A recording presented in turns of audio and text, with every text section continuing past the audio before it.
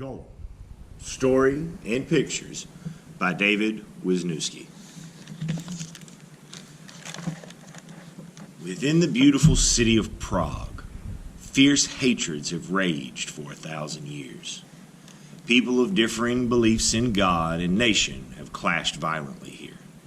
Czech against German, Protestant against Catholic, Christian against Jew. In the year 1580, the Jews of Prague were bearing the ignorant fury of others. Enemies had accused them of mixing the blood of Christian children with the flour and water of matzah, the unleavened Passover bread. This blood lie incited angry mobs to great cruelty against the Jews. Penned in their walled ghetto, forbidden the use of weapons or the protection of law, the Jews could do nothing to stop the vicious falsehood. Judah Lo ben Bezalel, chief rabbi of Prague, knew that violence lay ahead. Deeply troubled, he entered his study to fast and pray for the deliverance of his people.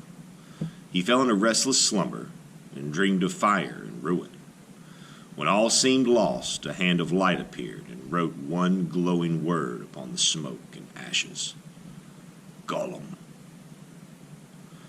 Rabbi Lo woke with a start. Golem was a giant of living clay, animated by Kabbalah, mystical teachings of untold power. Only the most righteous man, a Tzaddik, could create and control such a creature. Was this the heavenly answer he sought? Rising from his desk, the rabbi peered into the night. Shouted curses and drunken threats hurtled over the ghetto wall like stones. He decided it must be so. In the morning, Rabbi Lo sent for his son-in-law, Itzhak Cohen, and his best student, Yaakov Sassoon. He explained the dream and asked their help. As the divine name, the Hashem, created us through words, so we must create Golem, he said. Now pray and purify yourselves. For this night, we must use the holy name of God. When darkness fell, the three men left the ghetto through a secret opening in the wall.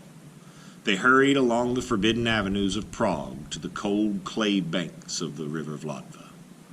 Itzhak and Yaakov began to dig. By midnight, an enormous mound of clay lay before the rabbi. Praying softly, he plunged his hands into the vast lump, shaping it. Hours later, he arose and stood back. A crude clay giant lay lifeless on the riverbank. Raising his arms, Rabbi Lo chanted Zerufim, mighty spells from Kabbalah. The words soared aloft and unleashed the power of life itself. As lightning strikes iron and flashes to earth, so the infinite energy of creation blazed through the rabbi into the coarse clay. Staggering, the rabbi lifted his arms higher and uttered the holy name. Howling wind and torrential rain lashed down. Writhing columns of steam shrieked from the figure. Itzhak and Yaakov gripped each other in terror. When the tumult ceased, three men advanced over the hissing ground. There, wreathed in vapor, lay a giant man, complete and perfect. The rabbi knelt and engraved the word emet, truth, upon the creature's forehead. Instantly, the giant's chest expanded like bellows. A deep breath shuddered from his lips. Golem! Commanded the rabbi. Awake! Golem's eyes opened, murky and unblinking. Father, his great voice rumbled. Was this wise to do? We shall know soon enough, answered Rabbi Lo. Now stand. Wrap this cloak about yourself and follow us. In the darkness before dawn, 4 returned to the ghetto. Rabbi Lowe led Golem to the attic above his study. "You have been created for one reason," said the rabbi. "To protect the Jews. Do you understand?" "Yes," said Golem. "You will guard the ghetto at night and catch those planting false evidence of the blood lie. They are godless men, carrying bottles of blood or the body of a missing child. You must bring them unharmed to the authorities. Do you understand?" "Yes," said Golem. "By day, you will be a servant in the synagogue, a shamash. Your name will be Joseph. Do you understand?" "Yes," said Golem. He stared at the rabbi. "How long shall I live?" This startled Rabbi Lowe. "Until the Jews are no longer in danger," he replied. "and you will return to the earth from whence you came. Do you understand?" Golem said nothing. "Do you understand, Joseph?" repeated Rabbi Lowe. "Yes," said Golem. Golem's arrival shocked Rabbi Lowe's people, but the rabbi calmed them. "Joseph is a devoted servant of Israel," he declared. "His great strength will be a blessing to us all." And so it was. Hardly a night passed that Golem did not frustrate efforts to spread the blood lie. One morning, Rabbi Lowe saw Golem standing motionless in the lane. "Joseph!" called the rabbi. "Is all well?" "The sun is rising," said Golem. "The sky changes from black to blue. It is very beautiful." Rabbi Lowe sighed. How simple Golem was. The smallest thing, the scent of a rose, the flight of a pigeon, filled him with wonder. "Joseph," he replied, "finish your work, and you can watch the sunrise." With the jail full of Golem's arrests, the thoughtful people of Prague began to see the blood lie for the slander it was. This enraged the enemies of the Jews. They gathered a mob and marched to the ghetto, hoping to start a riot. Rabbi Lowe summoned Golem and hurried to the gates of the ghetto. The giant seemed taller than before. The rabbi could barely see the mark of truth on his forehead. With a hail of bricks and curses, the mob arrived and stormed the gates. The massive doors swayed, but held. Golem stood before them. The Jews, outnumbered and weaponless, waited silently. Then a jeering cry went up. A battering ram had arrived. At each blow, wood splintered. Hinges wailed in protest. Still, Golem stood, but taller, much taller. Rabbi Lowe could see him grow. Then the gates came crashing down. The mob poured into the ghetto. The first wave of attackers screamed in terror when they saw Golem looming above them. With the back of his hand, he swept them aside. Still, the rabble surged in, propelled by those in back. Golem took hold of the battering ram and, snapping it in two, raked great furrows in the ground.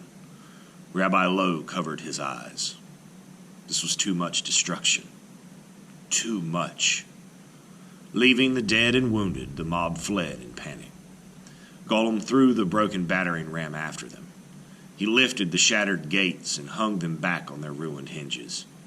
Then he plodded back into the ghetto. The next day, Rabbi Lowe was summoned to Prague Castle. "What will you do now?" demanded the emperor. "Will you conquer this city with your giant and enslave us all?" "Would a people who celebrate the end of their own slavery wish to inflict slavery on others?" replied the rabbi. "No, Golem was created to protect the Jews. He has no other purpose. How long will the monster live? Asked the emperor. Until the Jews are no longer in danger, answered Rabbi Lowe. Then I guarantee the safety of your people, the emperor declared. Destroy Golem. It will be done, said the rabbi. But if we are threatened again, Golem will return, stronger than before. The rabbi found Golem in the cemetery, gazing at the tombstones. Joseph, he said softly, come here. No, said Golem. Why not? Asked the rabbi. The Jews are safe, Golem said. Now you will return me to the earth. Yes, said Rabbi Lowe. Your purpose is at an end. Golem regarded the setting sun. He raised his face to the fading light. Father, said Golem, will I remember this? No, said Rabbi Lowe. You will be clay. Golem leaned down to him. Then I shall not obey you, he said. You have no choice, Joseph. The rabbi lashed out with his staff, erasing the first letter, Aleph, from the word on Golem's forehead. At this, Emet, truth, became Met, death. Golem staggered and fell to his knees. Oh, Father, he pleaded, do not do this to me. Even as he lifted his mighty hands, they were dissolving. Please, Golem cried. Please let me live. I did all that you asked of me. Life is so precious to me. With that, he collapsed into clay. All that night, Itzhak Cohen and Yaakov Sassoon wheeled barrows of clay to the synagogue. They carried the clay to the attic. Rabbi Lowe covered it with the old sidurs, tattered prayer books of the congregation. Though Golem had not truly been a man, they recited Kaddish, the prayer for the dead. Then they left, locking the door behind them forever. Since then, Golem has slept the dreamless sleep of clay, but many say he could awaken. Perhaps when the desperate need for justice is united with holy purpose, Golem will come to life once more.